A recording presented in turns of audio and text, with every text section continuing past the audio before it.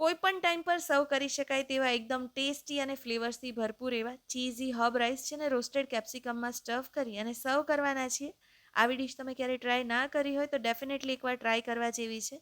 સૌપ્રથમ 3 નંગ તાજા હોય તેવા કેપ્સિકમને વચ્ચેના ભાગથી કટ કરી બીજ અને નસનો ભાગ રિમૂવ કરી બાઉલ જેવા શેપમાં રેડી કરી લેવાના છે. ત્યારબાદ કટ કરીને રાખેલા વેજીટેબલ્સ તૈયાર છે, જેમાં મેં કટ કરેલું લસણ, ડુંગળી, કોથમીર, ફુદીનાના પાન, ટામેટું, ગાજરના ટુકડા, બોઇલ્ડ સ્વીટકોર્ન અને લીલા અને લાલ મરચાંનો ઉપયોગ કર્યો છે.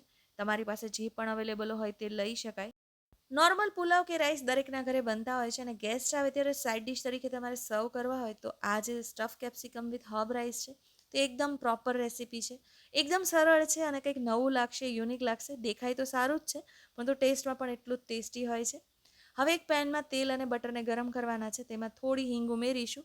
ત્યારબાદ લસણ અને ડુંગળી ઉમેરવાના છે. તે જ આંચ પર સરસ રીતે સાંતળીશું.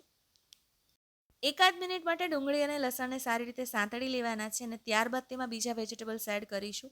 તમારી પાસે જે પણ વેજીટેબલ્સ હોય બધા લઈ શકાય. મારી પાસે અવેલેબલ હતા એનો મેં ઉપયોગ કર્યો છે.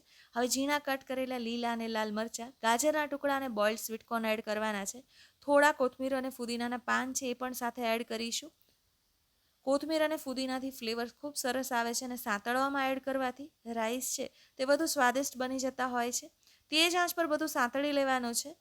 હવે કટ કરીને રાખેલા ટામેટા ઉમેરીશું. તેની સાથે mix Italian herbs, chilli flakes, મરી પાવડર અને મીઠું એડ કરવાના છીએ. અત્યારે આપણે ઇટાલિયન હર્બ રાઈસ બનાવીએ છીએ. તમારે નોર્મલ ઇન્ડિયન ફ્લેવરના બનાવવા હોય તો તમે ધાણા જીરું, મરચું અને ગરમ મસાલો એડ કરી શકો. એ રાઈસ પણ ટેસ્ટી લાગતા હોય છે. બધું સારી રીતે મિક્સ કરી લઈશું. ત્યારબાદ તેમાં રાંધેલા બાસમતી ભાત છે તે ઉમેરી દેવાના છે. ભાતને પહેલાં અગાઉ બનાવી અને થોડા ઠંડા કરી લેવાના કે જેનાથી તમે બનાવો હબ રાઈસ ત્યારે તે તૂટી ના જાય. બાસમતી રાઈસનો ઉપયોગ કર્યો છે. તમે કોઈ પણ બીજા ચોખા લઈ શકો છો. બધું સારી રીતે હળવા હાથે મિક્સ કરીશું અને બાકી બચેલા કોથમીર અને ફુદીનાના પાન છે એ પણ ઉમેરી દેવાના છે, જેનાથી ફ્લેવર વધુ સારી આવશે. ગેસની આંચ બંધ કરી દઈશું અને પ્રોસેસ ચીઝને ખમણી અને એડ કરવાનું છે. ચીઝનું કોઈ ચોક્કસ માપ નથી, તમને પસંદ હોય એટલું એડ કરી શકાય.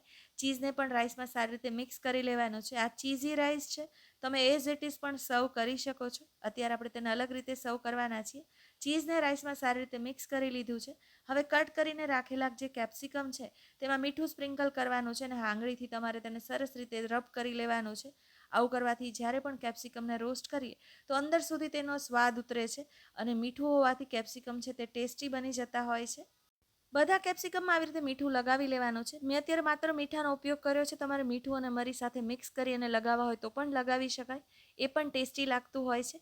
તૈયાર કરેલા કેપ્સિકમમાં બનાવીને રાખેલા ચીઝી હબ રાઈસ આવી રીતે દબાવી અને ભરી લેવાના છે અને ઉપરથી થોડું ચીઝ ખમણી અને રાખી દઈશું.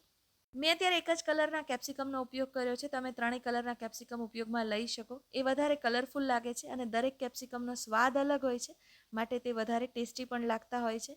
હવે એક પેનમાં તેલ અને બટરને ગરમ કરવા રાખવાનું છે અને ત્યારબાદ તૈયાર કરેલા કેપ્સિકમને મૂકી ઢાંકણ ઢાંકી 2 થી 3 મિનિટ મધ્યમથી તેજ આંચ પર તેને કૂક કરીશું. આવું કરવાથી કેપ્સિકમ થોડા સોફ્ટ થઈ જશે અને અંદર જે મીઠાનો ભાગ લગાવ્યો છે અંદરથી પણ તેની ફ્લેવર સરસ આવશે. 3 મિનિટ માટે પેનમાં રોસ્ટ કર્યા પછી કેપ્સિકમને તમારે પાપડ શેકવાની આવી જાળી આવે છે તેના પર રાખી અને ડાયરેક્ટ ફ્લેમ પર રોસ્ટ કરવાના છે. આવું કરવાથી એક સરસ સ્મોકી ઇફેક્ટ આવશે અને ટેસ્ટ પણ વધારે સારો આવતો હોય છે. બધી બાજુ કેપ્સિકમને ફેરવી અને સારી રીતે તેને રોસ્ટ કરી લઈશું. શેકીને રાખેલા સ્ટફ કેપ્સિકમ સર્વ કરવા માટે રેડી છે. તૈયાર કરેલા ચીઝી હબ રાઈસની વચ્ચે તેને રાખી અને સર્વ કરીશું. મારી આ રેસીપી જરૂરથી ટ્રાય કરો અને મને કમેન્ટ્સમાં જણાવો કે તમને મારી આ યુનિક રેસીપી કેવી લાગી. જો તમને મારી રેસીપી પસંદ આવી હોય તો તમારા ફેમિલી અને ફ્રેન્ડ સાથે જરૂરથી શેર કરો અને મારી ચેનલને લાઇક, ફોલો અને સબસ્ક્રાઇબ કરવાનું નહીં ભૂલતા. Thank you so much everyone.